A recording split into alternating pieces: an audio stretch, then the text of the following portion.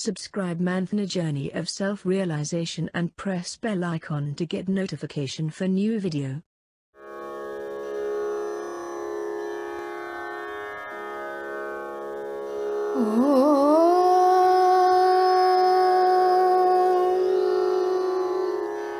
Namah Shivaya.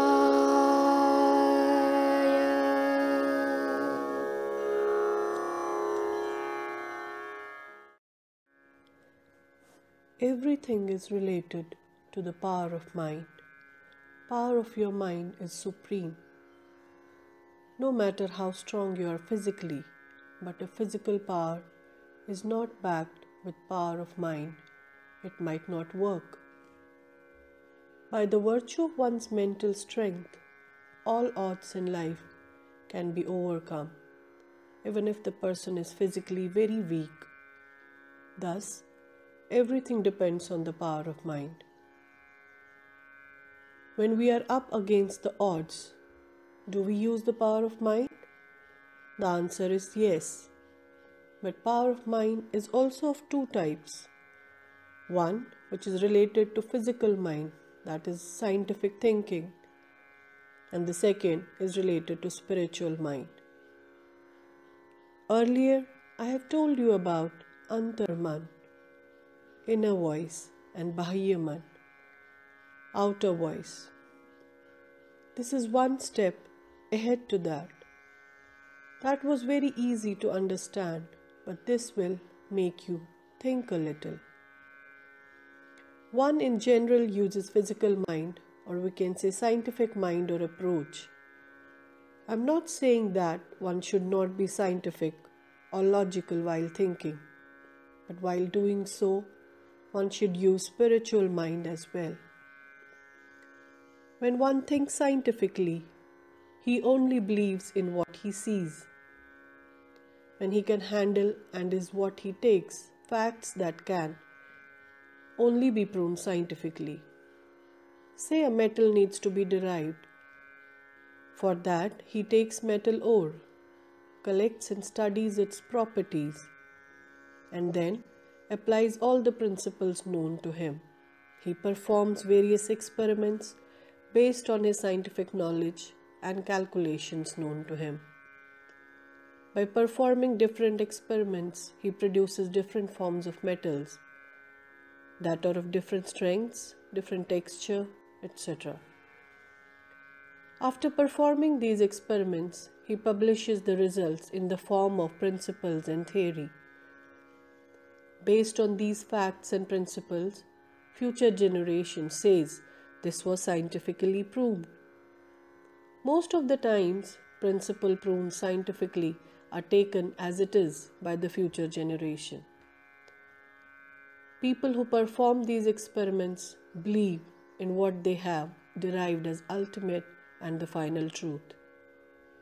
Not only about the experiment of metal that we are discussing here, but in general about any experiment which were performed at that particular time of the period is believed to be the final truth.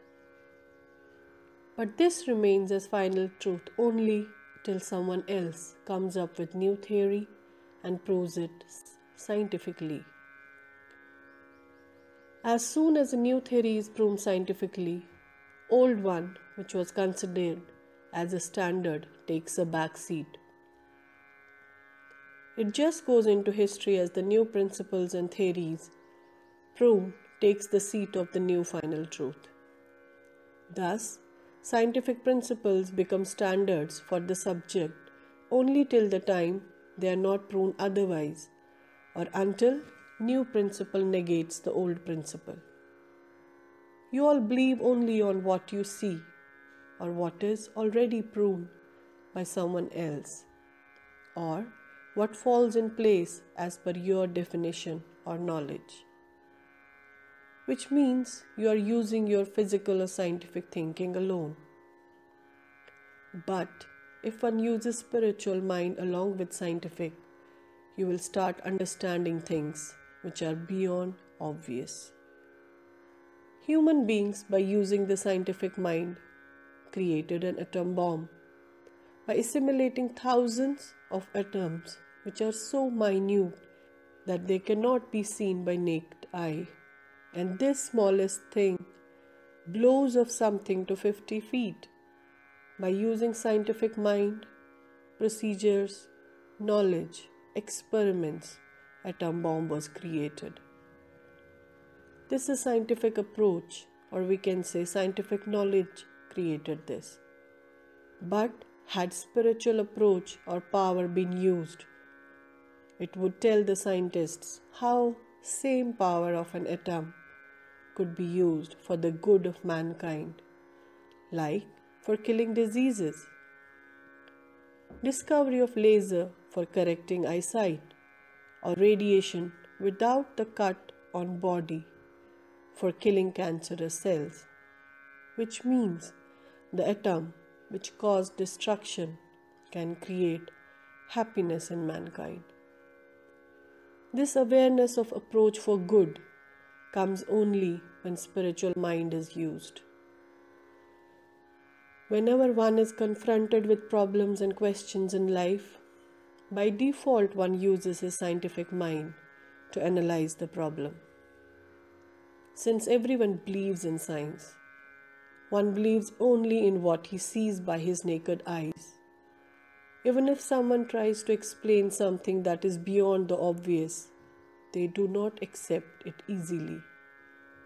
If we again take the same example of scientists, they do fail at times, but they are not ready to accept failure and surrender.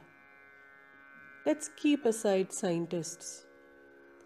If we take common man, whatever problems he faces, his troubles, his challenges, his happiness in day-to-day life, he should learn to look at things with spiritual mindset.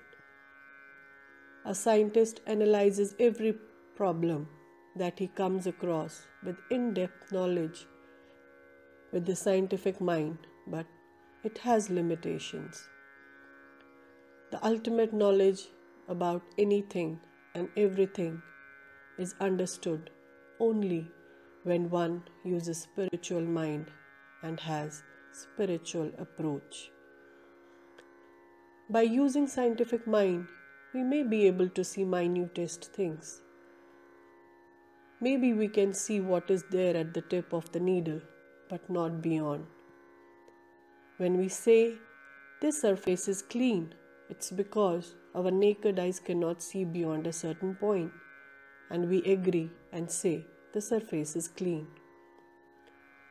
It's only when we put a full stop to scientific thinking, the spiritual voice takes over. And it's only then we start realizing the presence of Almighty, presence of Sri Sadguru everywhere. You may question, if Sri Sadguru is omnipresent, if he is everywhere, then is he not in scientific beliefs as well? Sri Sadguru is present in scientific beliefs, but Sri Sadguru does not make his presence felt, as he does not want to expose your limitations. Sri Krishna tells Arjuna to try anything and everything he wants to. And once he, Arjuna, is convinced about not being able to do anything further, Sri Krishna asks him to surrender in the feet of Almighty Sri Sadguru. Which means only when you are convinced that you have tried everything that was possible at your end, and now nothing more can be tried, come and surrender to me. It's only then Almighty Sri Sadguru reveals himself. Now that we know all this, it is time to use spiritual mindset along with scientific. Only then we will be able to understand the true happiness in life. Since we get depressed and feel shaky about small things, we should change the approach. Every week we recite the Aarti in which we say, Patsahi Tatvansa Deep Lavito Ata, which means we are surrendering this body which is made up of 5 elements: earth, water, fire, air, and space in your feet. But we just recite the arati. But do we really surrender? No. Sometimes we refrain from doing a simple act of folding the carpet after our daily use in the temple. We think it will degrade us. We may give all instructions about how to fold the carpet, but we ourselves won't do that just because of our ego. Thus, reciting the arati has no meaning unless we start living that arati. If you surrender the way I have explained, nothing will bother you. If you are unwell, say you have fever, you have body pain, but you will stop getting bothered by that. Jai Sai Ram. If